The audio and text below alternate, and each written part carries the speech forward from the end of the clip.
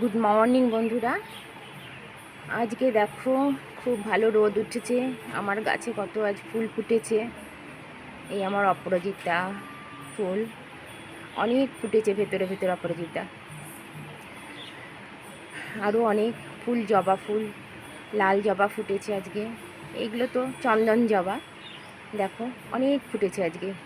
দুটো গাছ আছে চন্দন জবার, আমার দুটো গাছেই ভর্তি ফুল।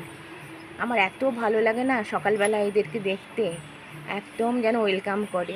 দেখো কত সুন্দর দেখতে এরা। আমি জানো তো, সব তোমরা হয়তো ভাবো যে প্রায় দিন সকালেই দিদি কেন ফুল গাছ দেখায়। আমি এদেরকে খুব ভালোবাসি। আমি এদের সকালবেলা এদের সঙ্গে আমি কথা বলি, গল্প করি। ওরা যত গল্প করি তত ওরা সুন্দরভাবে পরের দিন দেখি আরও ফুল ফোটে। এদের আমি আদর করি। দেখো এটা কলকে ফুল, প্রচুর ফুটেছে। আমার বড় গাছ কলকে ফুলের, অনেক ফুটেছে। ওপরের দিকে ফুলগুলো তো পারতেই পারি না, ফুল তুলতে এসেছি, দেখো ওইগুলো পারতে পারবো না। নিচে যে কটা আছে তুলে নেব।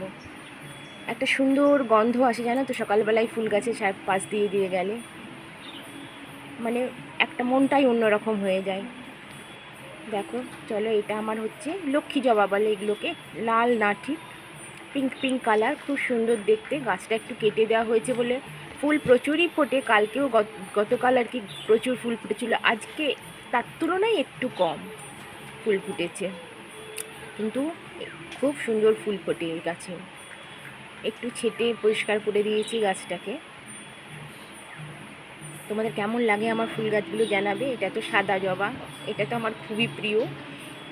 বলে সাদা জবা বাড়িতে রাখা নাকি খুব ভালো, খুব পজিটিভ ভাইব্রেশন এরা। আর এইটার নাম আমি জানি না কী ফুল, আমার এইটা নিজে থেকেই হয়েছে আমার বাড়িতে। এই গাছটা প্রচুর ফুল ফোটে, এটাতে ছোট্ট একটা গাছ, প্রচুর ফুল ফোটে, থোক্কা মতো, কি সুন্দর দেখতে। দেখো ও নিজে থেকেই হয়েছে আমার বাড়িতে। আচ্ছা তোমরা বলো এই গাছটায় আমরা কি করব। এই গাছটা না আমার টগর গাছ, কিন্তু এরকম হয়ে যাচ্ছে পাতাগুলো, এই দেখো দেখেছো, কিছুতেই ওনা আমি ওকে ঠিক করতে পারছি না, এত যত্ন করেও ওনা মরে যাচ্ছে। আমার খুব কষ্ট হচ্ছে। তোমরা যদি কিছু জেনে থাকো এর উপায় একটু বলে দিও প্লিজ।